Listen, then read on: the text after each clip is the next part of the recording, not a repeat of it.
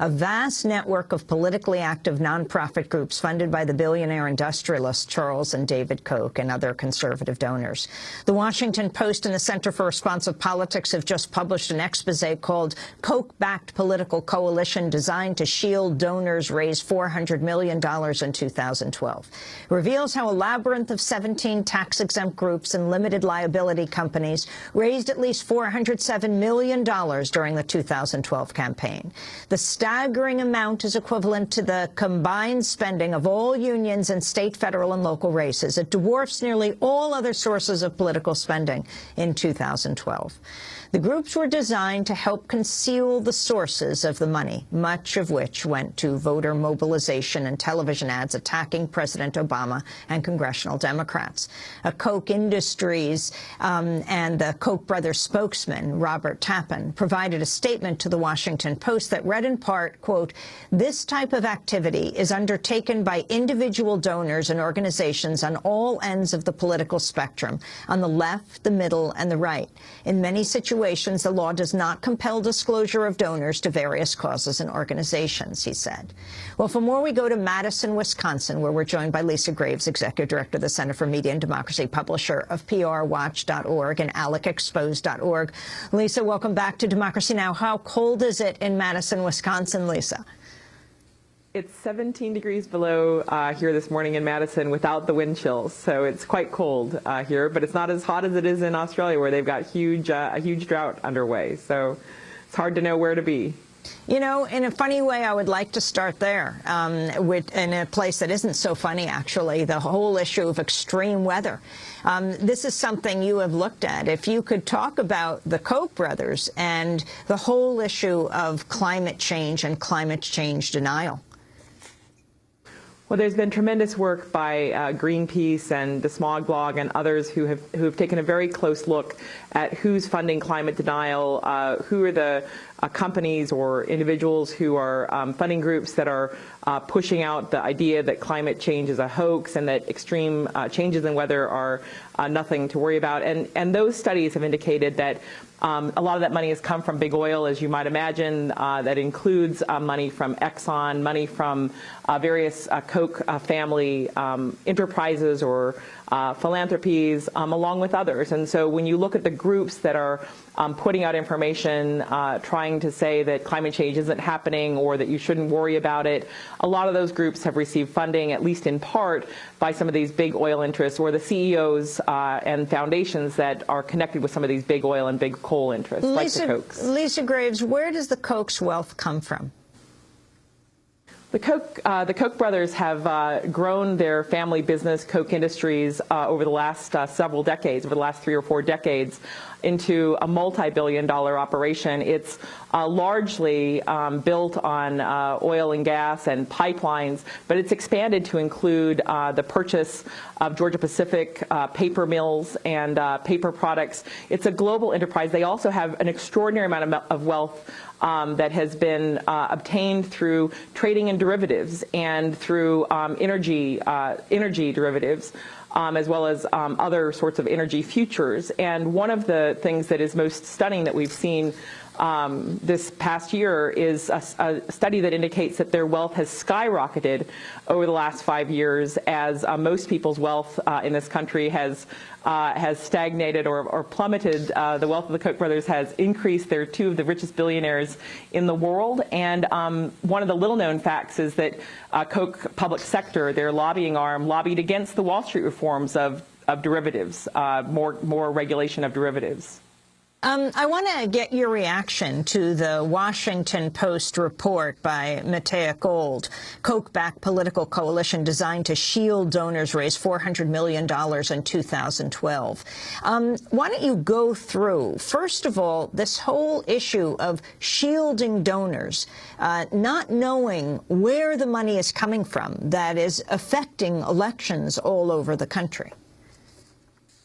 Well, it's been a long-standing practice in the United States for ordinary charities like the Red Cross or others to have anonymous donors, to have donors that are not disclosed to a charity. But what we're seeing is really a growth in the amount of money that's going to what are known as C4 nonprofits. C4s are tax exempt, but the donations to them are not a tax deduction. And we've seen an enormous rise in the activity of C4 political or C4 organizations that are really political, that are running ads in our elections. And what this really important story in the Washington Post reveals is this network that's been created that spent more than $400 million. That's a $500 million during largely the 2012 elections, and no one even knew the names of some of the groups that were behind it, let alone the individuals who were funding it. And so this fall, just a few months ago, we learned that there was a thing called Freedom Partners that was stocked with Koch-connected staffers, people from Koch Industries or from the Koch charities, from other Koch operations were either on the board or on the staff of this entity, that it was doling out well over $100 million, over $200 million, really, to an array of groups, and that those groups were, a lot of those groups were running ads in the elections. Those ads were so-called issue ads, but they were plainly designed to influence the outcome of the election, in my opinion. In this, Matea Gold writes, the political network spearheaded by conservative billionaires Charles and David Koch has expanded into a far-reaching operation of unrivaled complexity built around a maze of groups that cloaks its donors.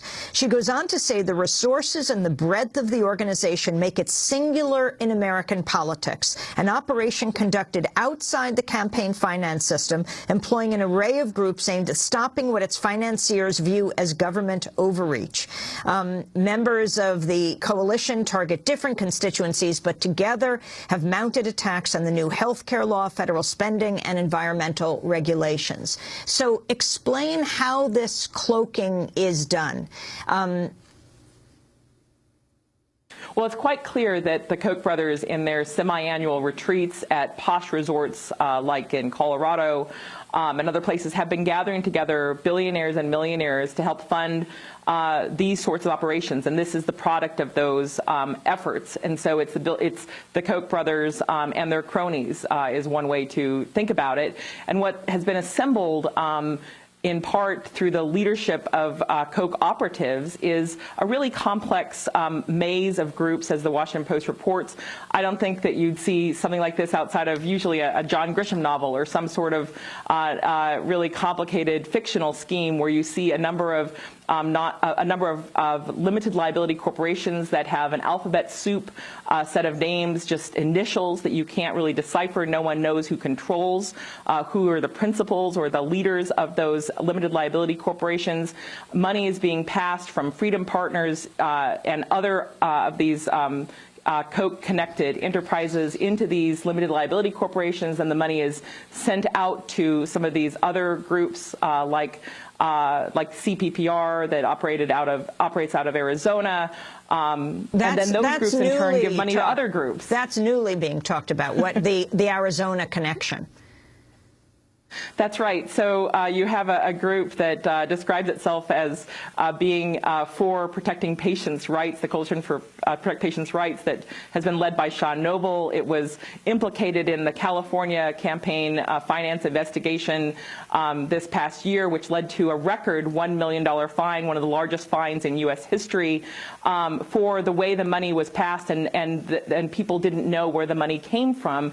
That was both through CPPR and another group, ARL, out of Arizona. CPPR has now been is now one of the groups that we see has been giving money to Wisconsin during the 2012 election year as well.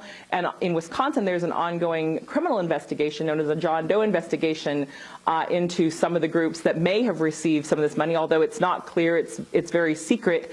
But one of the group leaders, Eric O'Keefe, here in Wisconsin, he went to the Wall Street Journal, it appears, and spoke with them about the investigation and subpoenas that were issued to some of these nonprofit groups in Wisconsin that were running ads.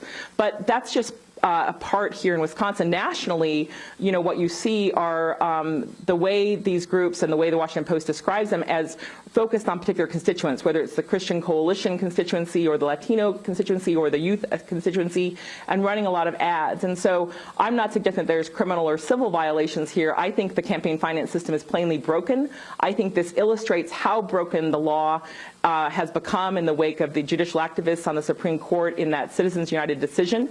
And I think Congress ought to investigate it. Congress has the right to investigate whether our elections have integrity or not, how people are attempting to influence the outcome of the elections. And I think that they ought to be investigating this and trying to help impose reforms to protect the integrity of our elections, which I think have really been undermined by all of this dark money flowing in directly to groups who are running ads to influence our elections. Last month, MSNBC host Rachel Maddow drew attention to how Florida State University allowed Charles Koch to buy influence over its faculty hiring process.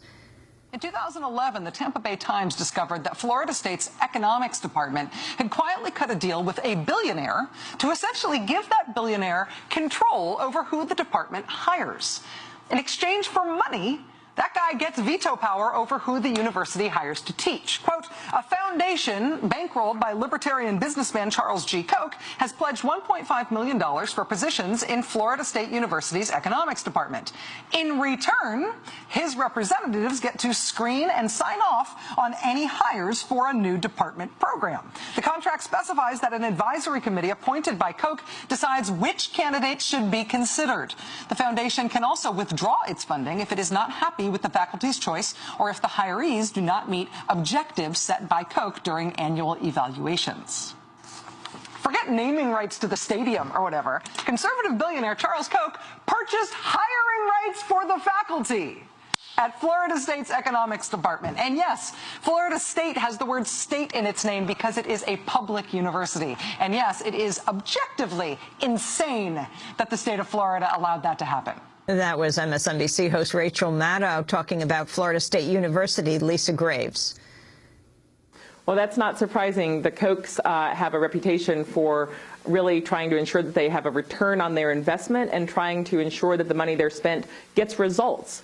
After the 2012 election and the failure of Romney to win that race, there was a lot of hand-wringing among Republican or right-wing circles, and one of the Kochs was quoted talking about how they needed to review the money that was spent and basically see what worked and see what didn't, which is interesting because the Kochs have talked about this as really a First Amendment issue. Their spokesperson has talked about this as the necessity of secrecy and protecting First Amendment rights. But in this country, for more than 40 years, we've had a history of trying to ensure transparency in our elections. That's why it's called dark money, because money that's meant to benefit candidates, that is given to candidates or to political action committees or to parties, is supposed to be disclosed so the American people know who's trying to influence their candidates, who's trying to help buy those seats, and who might wield incredible influence on elected politicians. And that's why the money is supposed to be open.